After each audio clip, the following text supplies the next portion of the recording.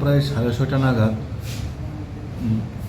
পূর্ব ফুলবাড়ি, যেটা আমাদের রেল লাইনের কাছাকাছি, এখানে একটা বুদ্ধ মন্দির আছে, ওইখান থেকে আমার কাছে একটা গোপন সংবাদ আসে যে স্থানীয় এলাকাবাসী 2টা সন্দেহভাজন লোককে আটক করে রেখেছে।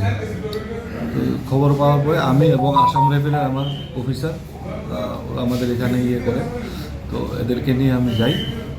2টা লোককে সন্দেহজনক অবস্থায় দেখতে পাই এবং তাদের বডি তল্লাশি করে 2জনের কাছ থেকে 6টি প্যাকেটে